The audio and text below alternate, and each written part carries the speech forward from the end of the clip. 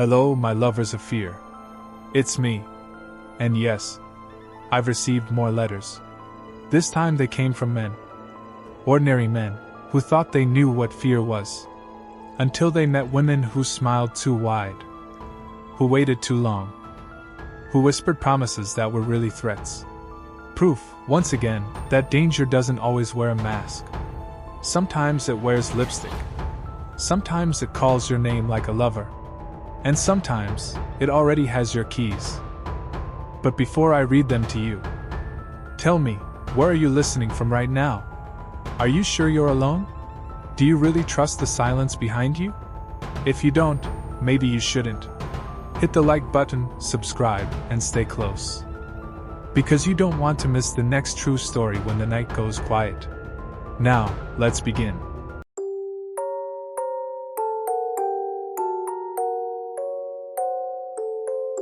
She waited at my door. I wasn't looking for trouble. All I did was end a short romance. A few weeks of dinners, late-night talks, and promises that felt heavier than they should. I thought it would be simple, a goodbye, a clean cut, and then silence. But silence was the last thing I got. At first it was harmless, texts that stacked up while I was at work. Then voicemails shaky with tears, begging me to explain myself one more time. I tried ignoring them. I thought if I gave it time, she'd move on. Instead, the messages multiplied. By the second week, they weren't just on my phone. They were in my mailbox. Handwritten letters, pages of looping words that smelled faintly of perfume. Some were rambling apologies, others furious accusations, and some just strings of phrases written over and over like a chant. You're mine. You're mine. You're mine. I threw them out, but every day there were more. I stopped answering unknown numbers. I walked faster through my own neighborhood, suddenly aware of every shadow that moved in time with me. I told myself it was paranoia. But paranoia doesn't leave fresh envelopes when you locked your gate. It escalated. One night, my intercom buzzed at 2 a.m. By the time I reached the receiver, it was silent. When I checked the street from my window, the sidewalk was empty. The next morning, taped to the glass of my building's door, was a note written in red marker. If you don't come down, I'll make you.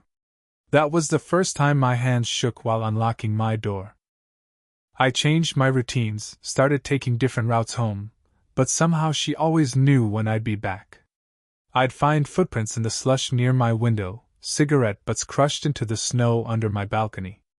Once, someone rang every doorbell in my building until a neighbor buzzed them in. I woke up to soft knocking outside my apartment, and the sound of a woman humming off-key. I never opened the door. But the night I saw her face again, that's when I realized how bad it truly was. It was just past midnight. I'd stayed late at work hoping to avoid her, dragging my feet on the walk home. The street was quiet, the kind of heavy quiet that presses on your ears. My building loomed ahead, its windows mostly dark.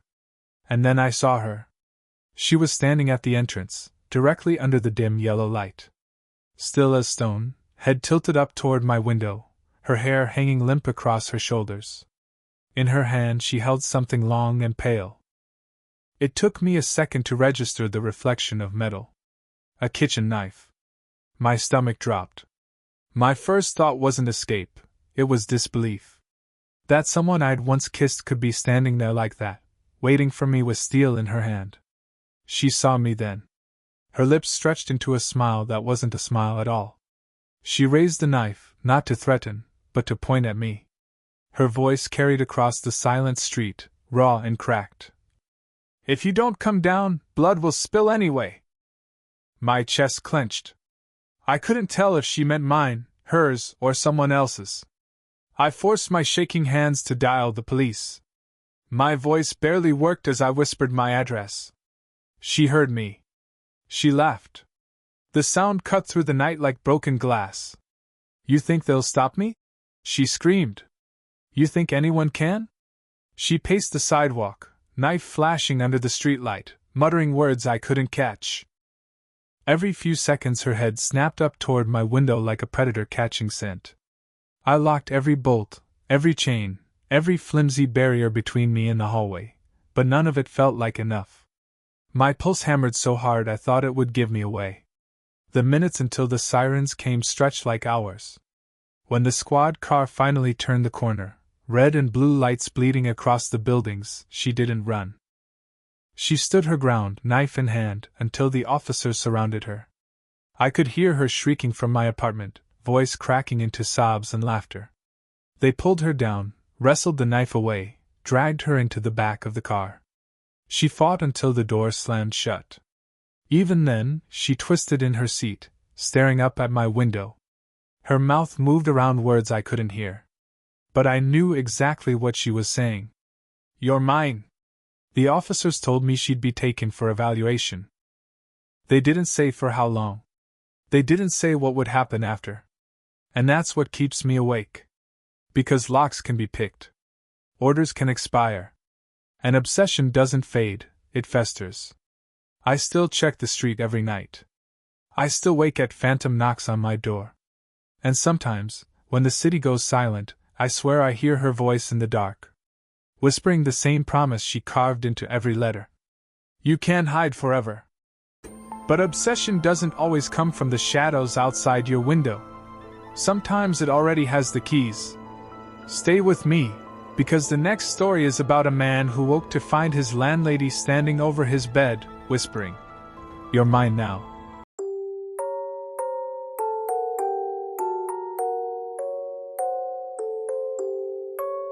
The landlady with the keys. I thought renting a room would be simple. 4 walls, 1 lock, and enough privacy to pretend the rest of the world couldn't reach me. I was wrong. My landlady was a woman in her 50s. Sharp, watchful eyes. Always hovering a moment too long when she handed me the rent receipt. At first, I thought she was just lonely. She lived alone in the downstairs apartment, always quick with a smile and small talk about the weather. But her interest in me grew, obsessive. It started when she began asking questions that went too deep. Who I was dating. Why I stayed out late. Whether I preferred to shower in the morning or at night.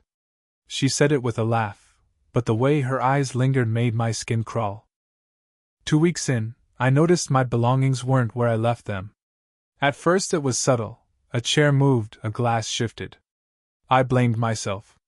But then one night I came home and my closet doors were wide open, my clothes disturbed like someone had stood inside them, breathing. I bought a cheap camera and hid it facing my bedroom door. I didn't expect to catch anything. I only wanted peace of mind. What I got instead was a nightmare. On the 3rd night, the footage showed her, my landlady, letting herself in with a spare key. She walked slowly, almost reverently, into my room. She stood over my bed, watching me sleep. For 3 whole minutes she didn't move. Then she whispered, "You're mine now. You're not going anywhere." I jolted awake the next morning with no memory of her visit. But the footage was there, grainy, undeniable. I confronted her. She smiled sweetly, laughed like I'd made a silly mistake. "You must be dreaming," she said. "Maybe you sleepwalk. Don't be paranoid." But the camera didn't lie. I started locking my bedroom door at night. She started testing it. Every evening around 2 a.m., the knob would rattle. Once, the wood groaned like she'd pressed her full weight against it. I lay frozen under my blanket, heart racing, praying she wouldn't find a way inside. Then came the worst night. I woke to the sound of breathing. Not my own. Heavy, uneven, just above me. My locked door still shut. The camera light blinking. I turned my head and saw her, crouched beside my bed. She must have picked the lock. She was holding something in her hand, my toothbrush, wet, dripping onto the carpet.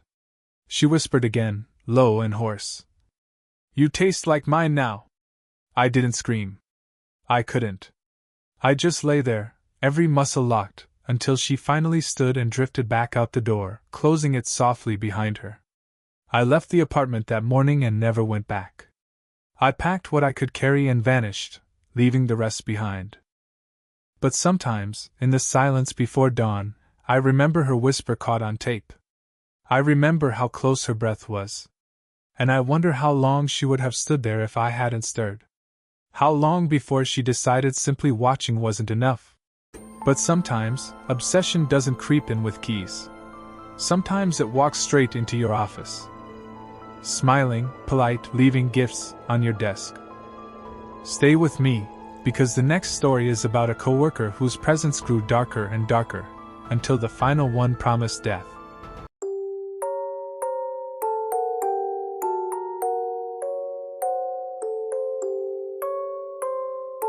The coworker with gifts. I wasn't the kind of person who gets noticed at work. Head down, tickets closed, coffee reheated 3 times. The office was a predictable hum, fluorescents buzzing, HVAC hissing, the printer whining itself into a cough. That routine saved me. Until she arrived. She was new. Friendly in the way that makes you feel rude for not matching it. Polite laugh. Sharp questions. The kind of onboarding sunshine HR loves. She learned names fast. Schedules faster. Mine fastest of all. The first gift was harmless. A chocolate bar on my keyboard, wrapped in gold foil with a sticky note. You look tired. E. There are a lot of E's on our floor, so I smiled, shrugged, ate half, and went back to an error log that never ended. The second gift was a coffee. My order. Black, extra hot. I hadn't told anyone that. The lid was warm against my palm, and under it, pressed to the rim, a smudge of lipstick the color of dried roses. I didn't drink it. After that, they came daily. Some small mints, a stress ball, a paperclip bent into a lopsided heart. Some, not small. A photo of my car taken from the office garage ramp. Another, the sidewalk outside my building at night, my window haloed in sick yellow. One was me, caught mid-step, gym bag on my shoulder, eyes half-lidded with sleep. The caption on the back. You're handsome when you're not looking. I told myself it was a prank. The fourth week, a square envelope waited on my chair. Inside, a glossy 4x6 of me through the glass of the gym's second-floor treadmill bank. I hadn't seen anyone taking pictures. The lights above smeared into comet tails on the surface. Across the bottom, in careful block letters, I like your pace. I stopped going to that gym. I switched to mornings. I switched to nights. The photos didn't care. Who's leaving you these? My teammate asked. No idea. I lied. Because by then I knew. Or maybe I just didn't want to say her name out loud, as if naming it would turn it real. She always seemed to be near when the gifts appeared. Passing my pod on the way to grab tea. Hovering by the printer as a stack of pages I hadn't sent slid into the tray. Standing in the kitchen when I opened the fridge to find my lunch replaced with a Tupperware I didn't own. Inside, neat triangles of a sandwich and a folded napkin pressed with a lipstick kiss. I went to HR. I used words like inappropriate and unwanted and boundary. They used words like coaching in perception and team harmony. They said to document. I showed them the photos. They frowned sympathetically and asked if I had led her on. That night, I found a gift in my backpack. It was a USB drive. On it, a folder called For You. Inside, video files. Each from a different day. Each only a few seconds. Me leaving the office. Me unlocking my building door. Me adjusting my glasses while waiting at the crosswalk. The timestamps told the worst part. She hadn't just recorded me, she'd been close enough to stop me. Every time. I started taking the stairs at work. She started sitting on the landing. To catch her breath. Hands clasped, eyes bright like a kid on Christmas who is really good at being patient. One morning, my locker at the gym wouldn't open. I called the manager. He jimmied it and stepped back, frowning. Inside, on top of my clothes, lay my own deodorant, cap off, a straight red line gouged down the center like a part in hair. The smell of aluminum and something sweet made my stomach turn. My lock had no scratches. Someone knew the combination. I changed locks. I changed the gym. I changed routes. She changed nothing. When I finally told a supervisor I felt unsafe, he let me work late from an empty conference room. Just tonight, he said. We can't make a habit of it. The room was glass on 3 sides, a fishbowl with a table. I sat with my back to the only wall and tried to believe in clear sight lines. The office after 9 p.m. is a different animal. The buzzing dims. The carpet muffles everything. Movement turns into silhouettes that might be coats on chairs. I was packing up when the lights in the hallway went off in a row, one by one, as if someone was walking past the motion sensors without tripping them. I told myself not to be ridiculous. I slung my bag over my shoulder and reached for the handle. That's when something slid under the glass door, a white pharmacy bag, folded once. I didn't open it at first. I just stared at my shoes, at the clean edge of the fold kissing the toe of my sneaker. Then I crouched, hands shaking, and looked inside. A blister pack of pills. The kind you push through foil. 2 were already missing. Taped to it, a note in that same careful block print. It will be easier if you just sleep. For a second, it was like the building fell away and all I could hear was my own breath.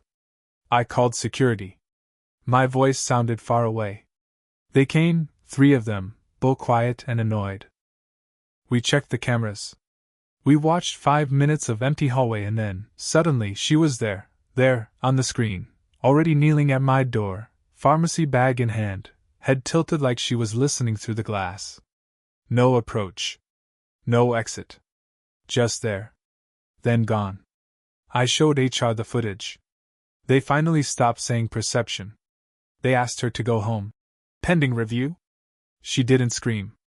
She didn't cry.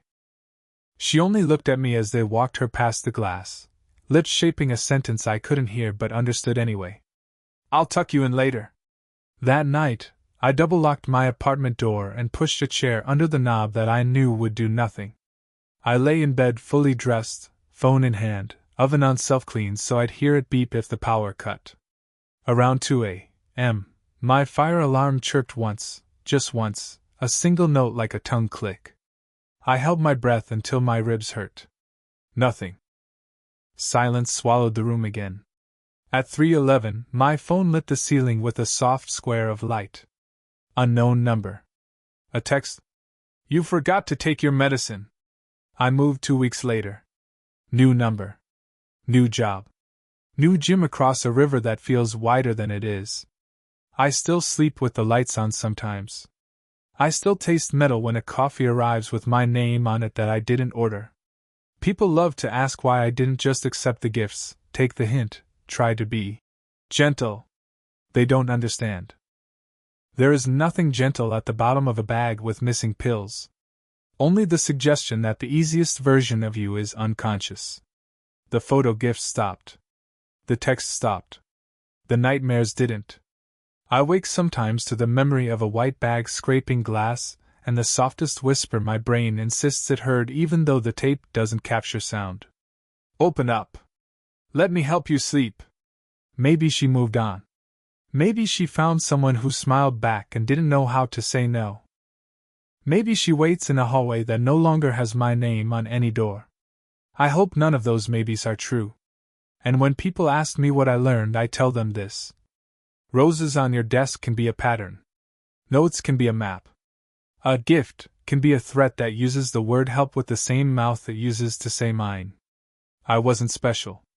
I was available, on a calendar, on a camera, in a schedule someone memorized with love sharpened into a blade. And sometimes, a blade isn't steel. Sometimes it's a blister pack with 2 pills missing. But not every trap is set in an office, under cameras and fluorescent lights. Sometimes the door bolts from the inside, your phone vanishes, and a bright, laughing stranger whispers, "You're not ready to leave." Keep listening, because the next story is about a date that turned into a prison, and a kitchen wall covered in photographs of men who never made it home.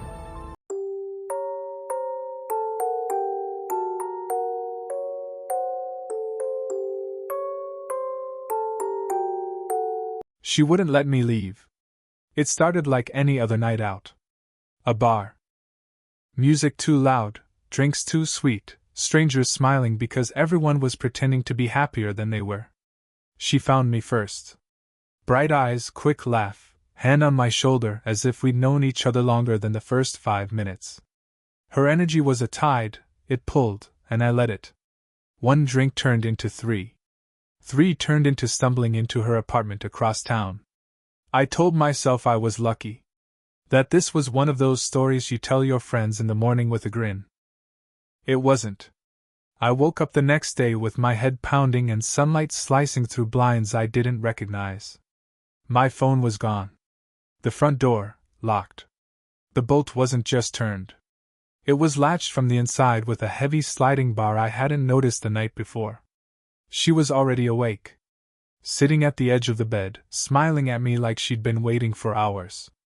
"You're not ready to go yet," she said. "Stay 1 more day. Then I'll let you leave." Her voice was calm.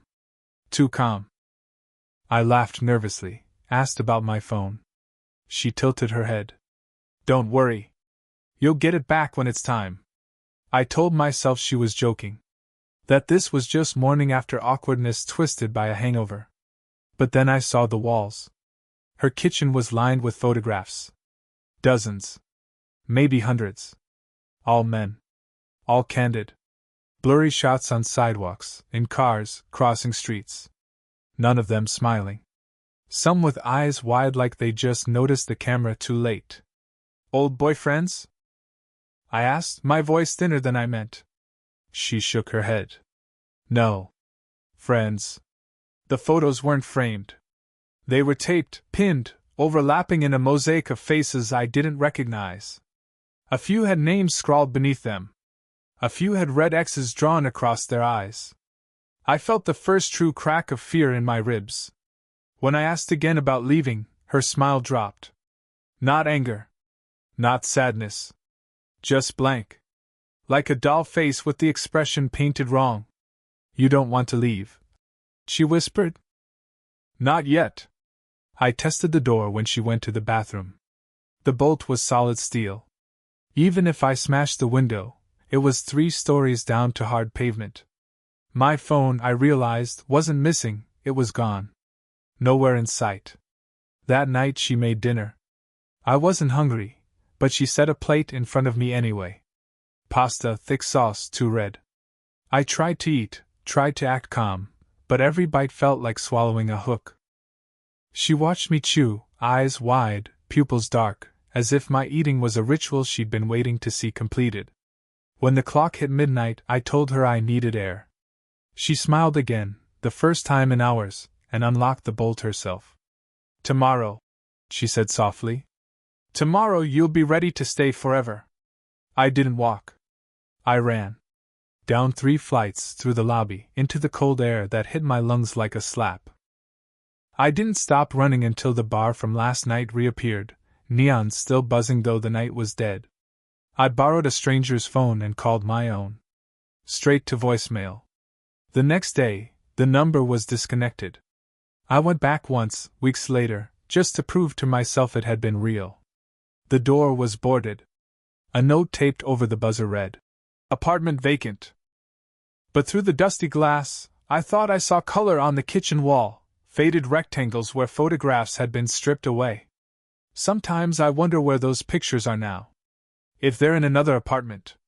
If my face is taped up next to strangers with red X's for eyes. And sometimes, in the mirror, I imagine her voice just behind me, calm and certain. "You're not ready to leave." But some women don't wait for you to wake up. They follow. Quiet streets. Empty shifts. Headlights in the dark that never turn away. Stay with me, because the last story is about a white van, a woman with a smile too wide, and a needle glinting under the streetlight.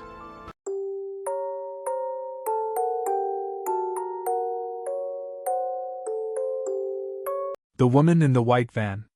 Working nights had made me numb to the dark.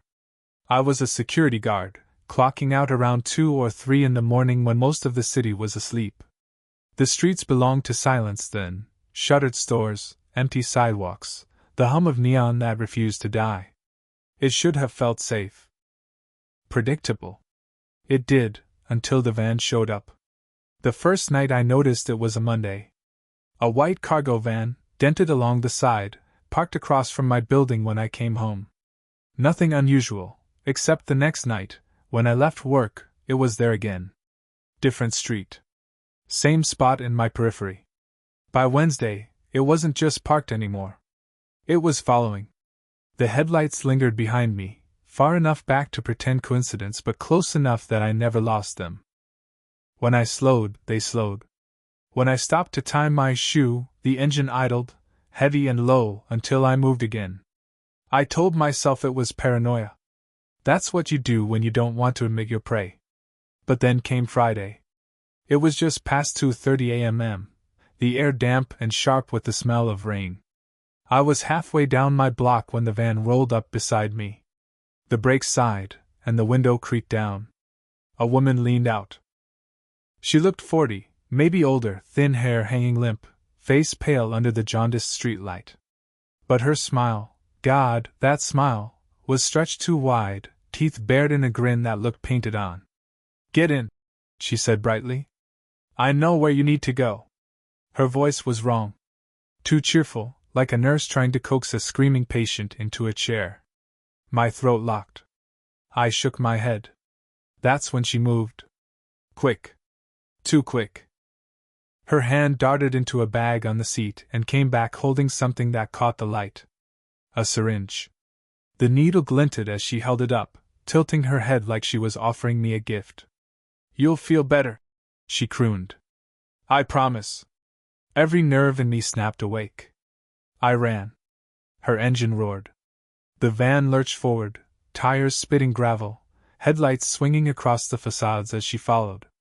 My chest burned, lungs tearing open with each breath. The block was endless. Too long. Too exposed. Every window I passed was dark. No witnesses. I cut left into an alley. Trash cans toppled. Glass shattered under my boots. Behind me, the van couldn't follow, but the engine revved at the mouth of the alley like a beast too big to fit in its cage. The sound echoed off the brick, filling every corner until it felt like the walls themselves were growling. I didn't look back. I sprinted until the glow of a 24-hour store spilled across the street. I slammed through the doors, nearly collapsing against the counter, my pulse hammering in my ears. The cashier blinked at me. A kid, maybe 19, bag of chips in hand. "You okay?" I couldn't answer. My mouth was dry, chest heaving. I turned to the window. The van idled at the curb. The woman was still there, leaning across the wheel, her grin even wider now, syringe still in her fist. Her eyes locked on me through the glass. She didn't blink. The cashier muttered something, maybe. "Should I call someone?" But before either of us moved, the engine revved again. The van peeled away into the night, taillights bleeding red against the wet asphalt. Silence fell heavier than before. I called the police with shaking hands. They came, took notes, nodded, promised to look into it. But their faces told me the truth. White vans were everywhere. Syringes? Maybe a diabetic. Maybe nothing at all. I went home, bolted the door, shoved a chair under the knob like that would stop steel. I sat awake until sunrise, staring at every pair of headlights that passed my window. But the story wasn't over. 2 nights later, I found an envelope in my mailbox. No stamp. No return address. Just my name scrawled in jagged ink, letters gouged into the paper hard enough to tear it. Inside was a photograph. Me. Running toward the store, mouth open, terror plain on my face. Taken from the angle of the street, as if someone had been outside the van snapping pictures while I fled for my life. And across the bottom, in neat cursive, were 5 words. "You should have trusted me." My stomach dropped. I looked closer. In the background of the photo, barely visible in the reflection of the store's glass, was her face. Smiling. Syringe still in hand. That was proof enough. Proof she hadn't just been following. She'd been watching. Recording. Close enough to catch me in the moment I thought I'd escaped. I moved apartments within the week. changed my shifts, changed my number. I started crossing the street whenever I saw a white van, heart hammering, throat closing until I could barely breathe. But some things you can't move away from. Every time I hear tires slowing behind me, I feel the heat of headlights on my back. Every time I pass a pharmacy late at night, I swear I hear her voice carried in the hum of the fluorescent lights. Get in. I know where you need to go. And I wonder, was the syringe ever meant for me? Or was it meant to keep me quiet once she was done? That was the last letter for tonight. 5 stories of obsession, control, and women who turned affection into something that bleeds. But remember this. When the knock comes, it might not be fists on your door. It might be footsteps on your stairs. Or the hiss of tires slowing behind you. Or the scrape of a key turning in a lock you never gave away. So tell me, if someone was already watching you tonight, would you even know? Let me know what you think in the comments. This was Tell Me What Happened. I'll see you in the next story.